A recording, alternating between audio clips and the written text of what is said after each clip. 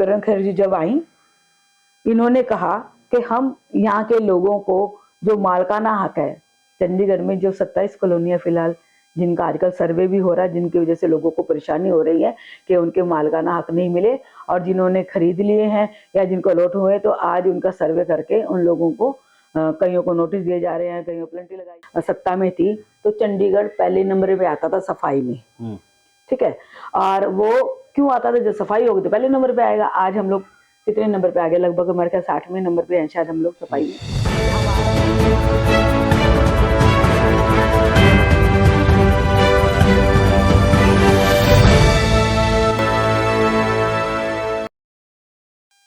सभी को नमस्कार, राम राम। मैं कुलदीप खंडेलवाल, द विश्व प्रेम न्यूज और हरियाणा न्यूज फ्लैश है। आज हम चंडीगढ़ की राजनीति को लेकर के आपको रूबरू कराएंगे कि क्या कुछ हालात हैं जिस चंडीगढ़ में कि आप बात करते हैं कि चंडीगढ़ में पता नहीं क्या होगा, और यहाँ की क्या कुछ राजनीतिक स्थिति है उस पर बातचीत के साथ में मेयर रही हैं कमलेश जी, इनके कार्यकाल में क्या कुछ चंडीगढ़ के हालात सुधरे थे और अब कैसे हालात हैं, तमाम बिंदुओं पर चर्चा करेंगे। सबसे पहले स्वागत है कमलेश जी आपका।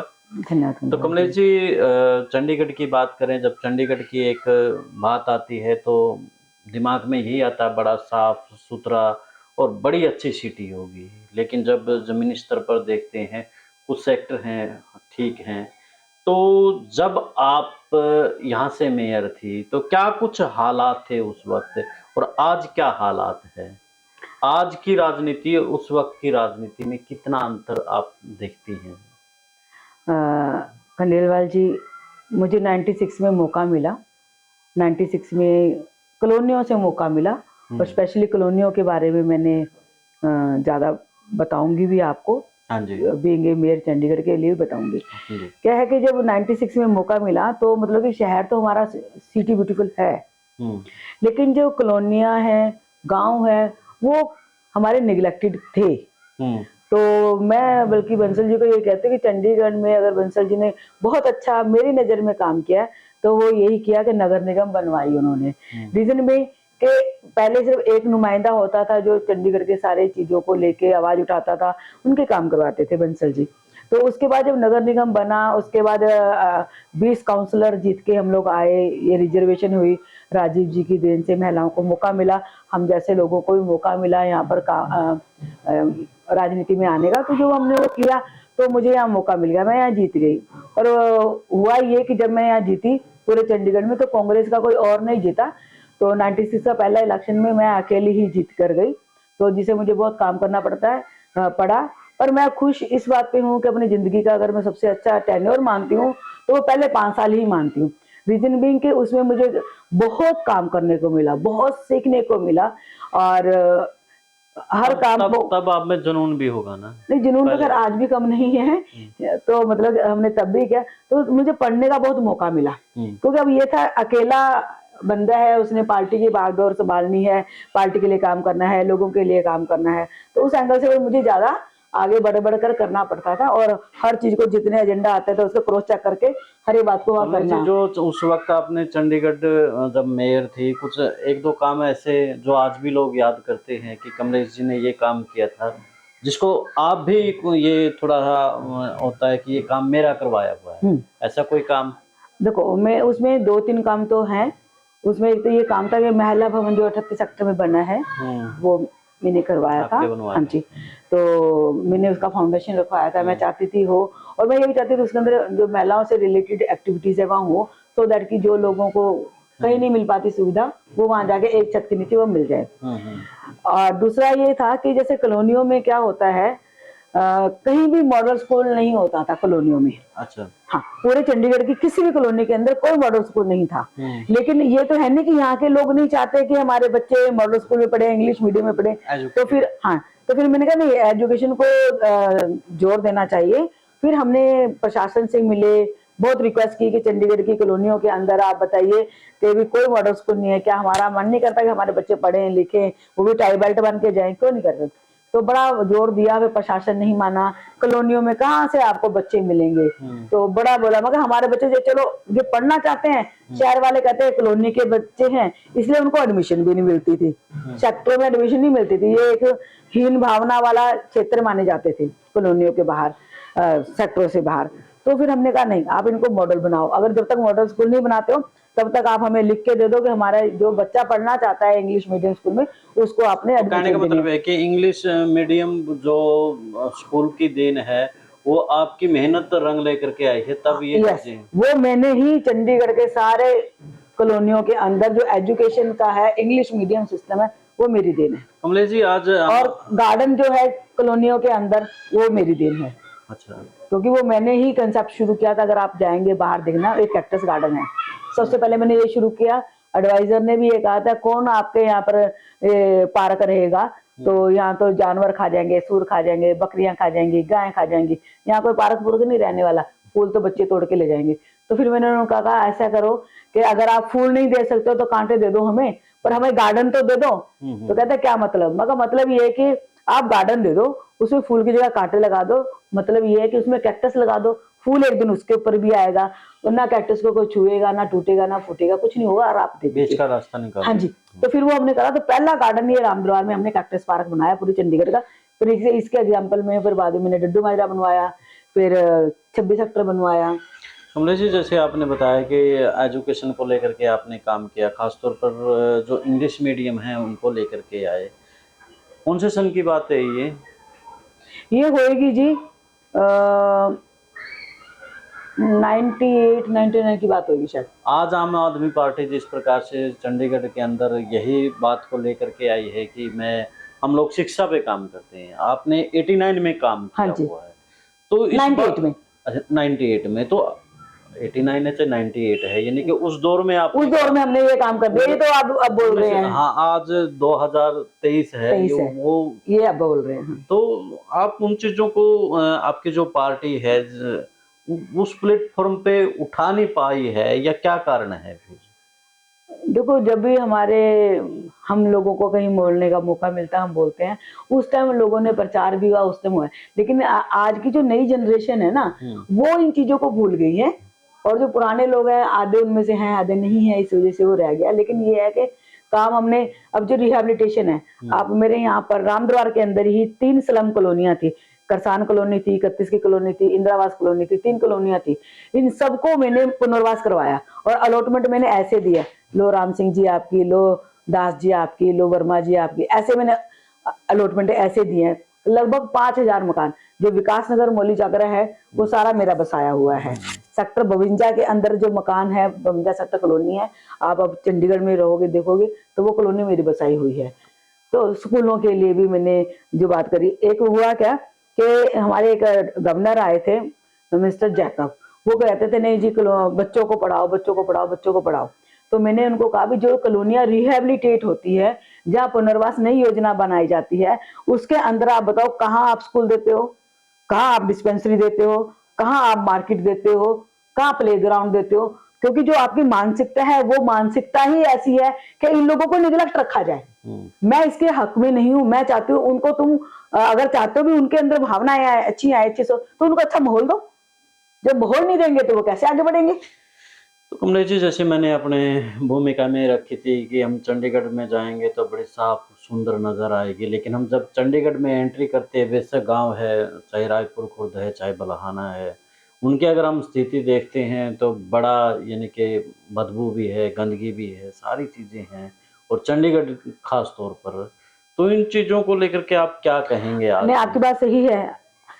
आपको याद होगा जब हमारे कॉरपोरेशन में कांग्रेस की सरकार थी, कांग्रेस सत्ता में थी, तो चंडीगढ़ पहले नंबर पे आता था सफाई में। ठीक है, और वो क्यों आता था? जब सफाई होगी तो पहले नंबर पे आएगा। आज हम लोग कितने नंबर पे आ गए? लगभग हमारे ख्याल 60वें नंबर पे हैं शायद हम लोग सफाई में। हमारा ग्राफ घटा है, बढ़ा नहीं, क्योंकि उसके बाद ये जो 2 टर्म तो दो तीसरा टर्म तो बीजेपी का है, तो वो लोग नहीं कर पाए। हाँ, एक और बताओ, चंडीगढ़ के अंदर सबसे पहले जानवर बहुत होते थे। तो जब जानवर ज्यादा होते थे, आवारा पशु ज्यादा होते थे, तो मैंने कमिश्नर को बोला जब नगर निगम बन गया है तो नगर निगम का मतलब ये होता है कि इसके अंदर तुम जानवर नहीं पाल सकते हो, सिंपल। तो जब पाल नहीं सकते तो है कैसे? ठीक है, तो अब जिनका रोजगार है, या तो उनको बाहर कहीं जगह दे दी जाए, वो लोग वहां जाके अपना ये रोजगार कर लें। अदरवाइज सफाई अगर करना चाहते हो तो आपको ये हटवाने पड़ेंगे। तो गांव में लोग कर सकते हैं, लोगों ने करा। तो चंडीगढ़ के अंदर से आप मानेंगे सूर बहुत होते थे पहले, तो उसको नगर निगम के अधिकारी कहते थे हम नहीं पकड़ सकते, बड़ी पावर है। मैंने यहाँ के लोगों को उसमें रोजगार में भर्ती करवाया और उसके बाद उनसे वो काम कराया और चंडीगढ़ को पूरा एनिमल फ्री करवाया। और जो गायें होती थी हमारी, तो जो आवारा पशु गायें होती थी, तो नगर निगम में चंडीगढ़ में कांग्रेस का जब सरकार थी तब हम उन सारी गायों को पकड़कर अलग अलग जो गौशालाएं हैं पंजाब में, हरियाणा में, दूर दूर हम उनको छोड़कर आए। यहाँ से ट्रक के ट्रक भर भर के वहां जाते हैं ताकि उनको एक जगह मिल जाए, वहां पर उनका खाना दाना मिले। आज देखिए सड़कों पे गायें इतनी आती जिनकी वजह से एक्सीडेंट हो रहे हैं। और पहले काउसेस भी नहीं होता था तो जानवर भी नहीं थे, है, और अब काउसेस भी लग गया, उसका जानवर भी आगे सड़कों पे आगे। क्यों नहीं इनके लिए ये बनाई जाती है गौशाला, क्यों नहीं इनको वहां रखा जाता है? अब इतने हजारों की तादाद में सड़कों पे घूमती है हर कोई बंदा, एक्सीडेंट भी होते हैं उनके साथ, बेचारा उनका भी नुकसान होता है, जानवर का भी नुकसान होता है, इंसान का भी नुकसान होता है। तो ये हरक करा। कमलेश जी, जिस प्रकार से सांसद महोदय लगभग 2 प्लान से यहाँ पे हैं, किरण खेर जी, और जब पहली बार सांसद बनी थी तो चंडीगढ़ के लिए बड़े वायदे किए थे, तो कैसे देखते हैं आप उन चीज़ों को? एक सेलिब्रिटी हैं वो, और उसके पति भी सेलिब्रिटी रहे हैं, और चंडीगढ़ में ये भी कह के गए थे प्रधानमंत्री की चंडीगढ़ को हम और भी ज़्यादा साफ सुथरा करेंगे। अब अभी आपने बता दिया कि कहाँ पायदान पे पहुँचा है। वही तो मैं कहना चाहती हूँ, क्योंकि बीजेपी का करनी और कथनी में बहुत अंतर है। कांग्रेस जो कहती है वो करती है, ये एक डिफरेंस है दोनों के अंदर।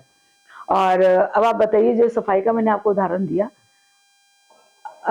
चंडीगढ़ के अंदर जो किरण खेर जी जब आई, इन्होंने कहा कि हम यहाँ के लोगों को जो मालकाना हक है, चंडीगढ़ में जो 27 कॉलोनियां फिलहाल जिनका आजकल सर्वे भी हो रहा है, जिनकी वजह से लोगों को परेशानी हो रही है कि उनके मालकाना हक नहीं मिले, और जिन्होंने खरीद लिए हैं या जिनको अलॉट हुए, तो आज उनका सर्वे करके उन लोगों को कईयों को नोटिस दिए जा रहे हैं, कईयों प्लेंटी लगाई जा रही है। और कहा गया, अभी 2-4 दिन पहले आपने देखा होगा, डीसी का ऑर्डर आया है कि जिन्होंने मकान बेच दिए हैं, कुछ लोगों को तो सील करे हैं इन्होंने, तो कुछ को बोल दिया गया। अखबार में जो पढ़ा है हमने, उसमें ये लिखा है कि जो मालिक है उसकी फैमिली तो रह सकती है, और जिन्होंने खरीदा है वो बंदा तो रह सकता है, लेकिन कल को अगर मान लो मैंने खरीदा है, अगर मैं मर जाती हूँ तो बाद में मेरे बच्चों के लिए वो जगह नहीं है, वो प्रॉपर्टी प्रशासन की हो जाएगी, ये उन्होंने बोला है।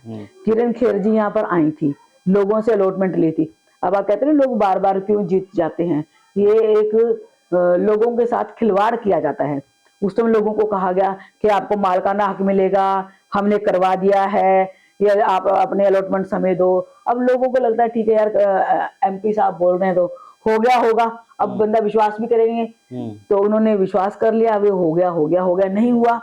अभी दोबारा अभी कुछ दिन पहले फिर जब कॉलोनियां टूटने, वो सर्वे हो गया, कैंसिल करने की बारी आ गई, तो ये लोग गए होंगे, कह दिया जी हमने करवा दिया, बीजेपी के अध्यक्ष ने बोल दिया, चंडीगढ़ के ने, हमने करवा दिया। जगह जगह जाके अपना स्वागत करवा रहे हैं। स्वागत करने की तो खैर परंपरा ऊपर से नीचे तक इनकी है बीजेपी वालों की, चाहे कुछ हो ना हो वो स्वागत करवाना है। तो इन्होंने जगह जगह कहा कि हमने आपके मालकाना हक का करवा दिया है, आपको घबराने की जरूरत नहीं, आपको मालकाना हक बनेगा।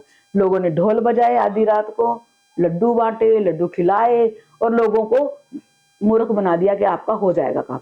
अब क्या हो रहा है जी, अब आपके सामने है जी, सर्वे हो रहा है, नोटिस भी आ रहे हैं लोगों को सील भी हो रहे। तो झूठ बोल के करना, गंदगी के लिए इन्होंने कुछ नहीं किया कि कैसे सफाई करनी है। डड्डू मारा डंपिंग ग्राउंड, हमारे टाइम पे, मैं वहां की काउंसलर भी रही हूँ, हमारे टाइम पे हमने वहां पर डंपिंग ग्राउंड के ऊपर प्ले ग्राउंड बना दिया, और प्ले ग्राउंड ऐसा बनाया कि वहां पर कंपटीशन होते थे, लोग कंपटीशन दूर दूर से करने आते थे, और हमने बिल्कुल बढ़िया करके घास वास लगा के पौधे पौधे लगा लुए बढ़िया कर दिया, ताकि लोग वहां घूमते थे, सैर करते थे। आज देखिए डंपिंग ग्राउंड दिल्ली की तरह पर्वत बना दिया है, और अभी भी वहां पर और भी बुरे हालात हालत हो गए हैं, और भी नए से नया प्लांट वहीं लगाया जा रहा है।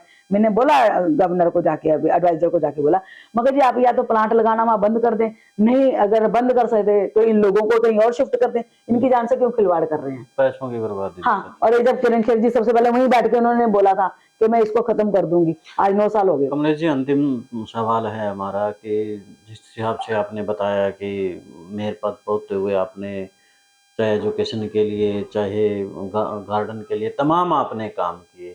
अगर हम लोकसभा के चुनाव की बात करें, अब अगर पवन बंसल जी चुनाव मैदान में आते हैं तो ठीक है। अगर पवन बंसल जी कहीं ना कहीं या फिर पार्टी कहती है कि कमलेश जी आप एक काबिल हैं, तो कैसे देखते हैं उस चीज़ को? क्या आप उस चीज़ को स्वीकारेंगे?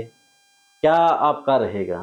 देखो जी, चंडीगढ़ से एमपी हमारे पवन बंसल जी थे, और हम आगे भी चाहते हैं कि वही ही यहाँ से इलेक्शन लड़े, पार्टी उनको जिम्मेदारी दे, ठीक है। दूसरा ये है कि पार्टी जिसको भी जिम्मेदारी देती है तो वो उसको निभानी पड़ती है।